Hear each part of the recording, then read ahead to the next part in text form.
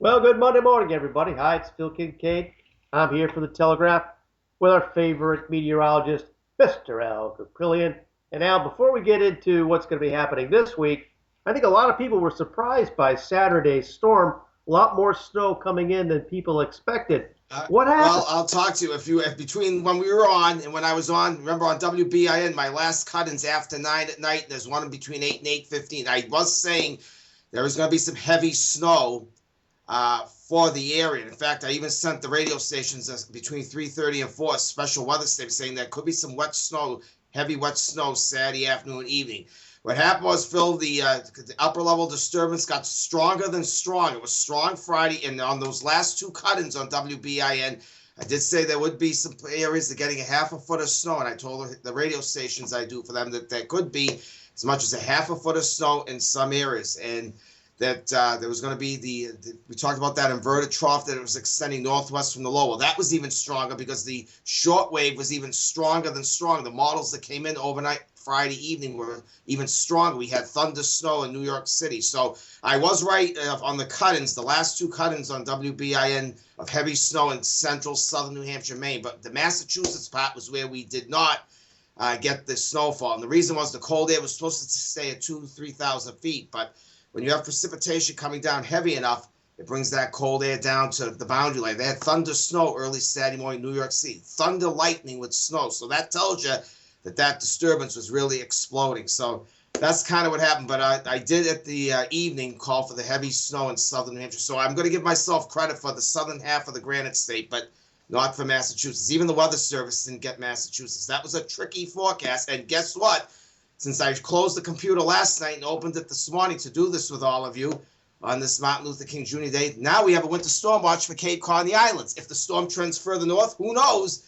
We may all get up tomorrow morning. The watch is all the way up to Concord, New Hampshire. These models keep changing, and we are going to have an Arctic cold front coming through. Now, there could be some snow squalls. There's a little polar shortwave of disturbance. You may see one this morning or lunchtime, and then there's another threat of snow squalls late this afternoon, early this evening. Now, not everyone's working today because of the Martin Luther King Jr. holiday, but there could be some whiteout conditions in some areas late this afternoon. That's the Arctic front. It'll be mostly cloudy today.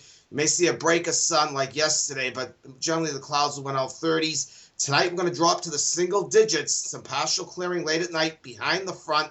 And tomorrow we'll see a little bit of partial sun warning, becoming mostly cloudy. Snow will come in probably after dark tomorrow evening. I'm looking now at 1, 2, maybe 3 inches southern New Hampshire, mainly south of Concord, over to the seacoast. If that storm on the Arctic front trends more north, we push to 4 to 8 inches, which is now southern. There is a winter storm watch actually coming in Tuesday afternoon through Wednesday morning for all of Cape Cod, Martha's Vineyard, Nantucket, coastal Rhode Island, coastal Connecticut. They could see 4 to 8 inches there. They'll be nearer the storm, plus some ocean effect on the Cape, colder Arctic air over the warmer ocean waters. So that's the case. And then we are watching another storm for late Thursday night. We could get a little light snow. That one, the models are still spreading. So again, you can all see this is an inexact science. And from one day to the next, it changes. And that's it. So it was an interesting weekend. Let's get this right. We have a little snow this afternoon, maybe late this afternoon. Late this afternoon, there could be a snow shower late this morning. There's a little polar upper level shortwave, we say, from the Great Lakes. That you may see a snow shower late morning, noontime. That's not from the Arctic front. The Arctic front will come through late in the afternoon into the early evening. So that's when we're going to see the squalls. They'll be scattered. Some of you may not get any snow with the Arctic front at all, but just heads up. And then tomorrow we'll have a little sun in the morning, only about mid-teens tomorrow, 15, 16. Then we'll be down near 0 tomorrow night. Wednesday and Thursday night will be around 0. Highs on the Thursday, only 10 to 20 degrees, as well as Friday. So we'll see Friday morning if there's any moderation for the weekend. So get ready.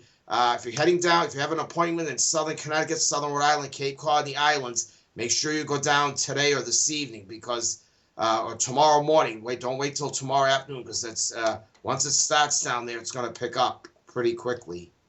Okay, Al, thank you very much. You have yourself a great week. It sounds like it's going to be a busy week for all you weather persons. We'll see you Friday morning with this wonderful, fascinating world of meteorology and see what else is going on.